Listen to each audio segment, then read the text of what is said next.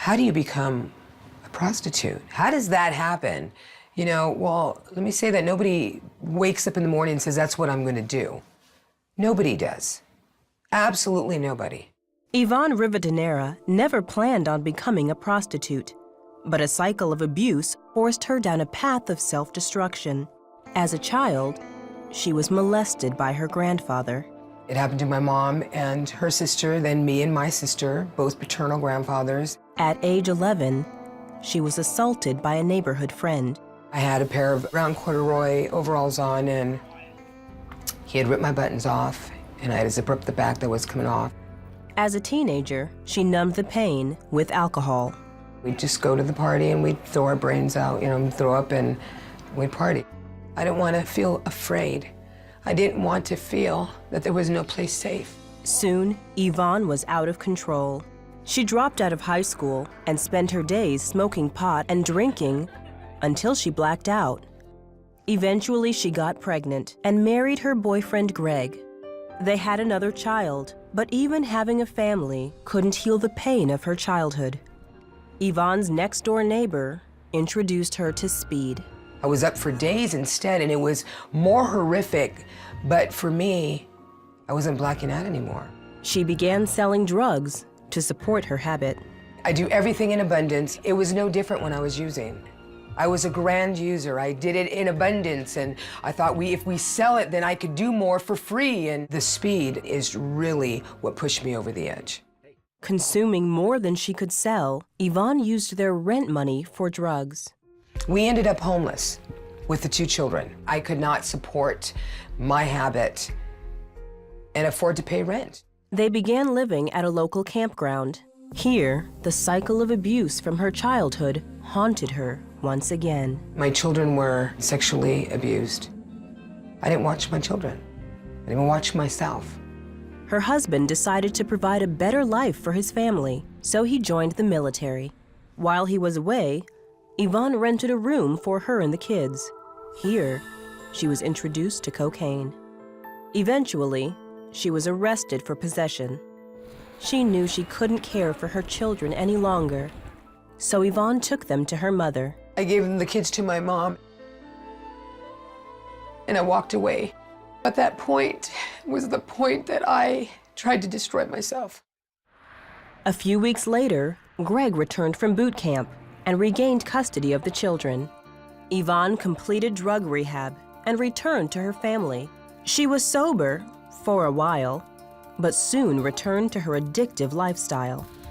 One morning, after dropping her children off at school, she was solicited for sex. She needed money for drugs, so she got in the car and the man drove to her home. It's a very quick situation, gave me the money and he left. That was the beginning of prostituting while I lived in the same house with my husband and the children. It's what I did during the day. Soon, she was arrested again, this time for solicitation. Her husband finally gave her an ultimatum: the family or the drugs. She chose the drugs, and he took the kids and left. The next few years, she lived and worked on the streets. Soon, she fell in love, and for a while, she was happy. And he really helped me like myself again. But her boyfriend's cocaine addiction left him bankrupt, and Yvonne was back on the street, alone again.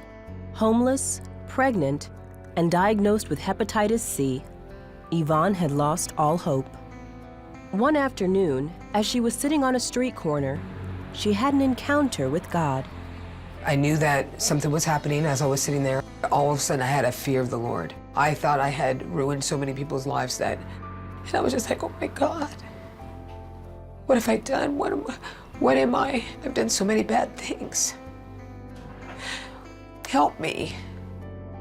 Yvonne dedicated her life to the Lord and was instantly delivered from drugs and alcohol.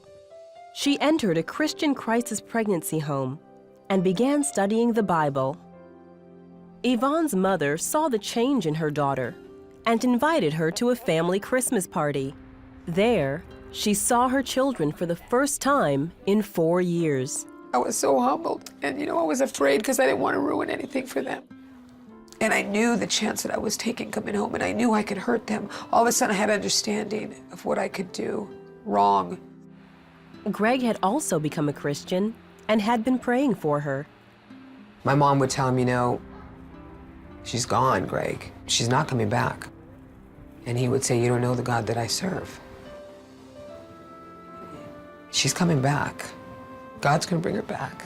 He prayed for me for 4 years, and he waited for me. He didn't date or anything, he waited for me. She was reunited with her family and drug-free, but Yvonne's battles were far from over. I had felonies, I had jump bail, I had aliases. I mean, I was in trouble. She decided to face the consequences and turn herself in. On the day of her hearing, Yvonne confessed all her crimes to the court. The judge was sympathetic.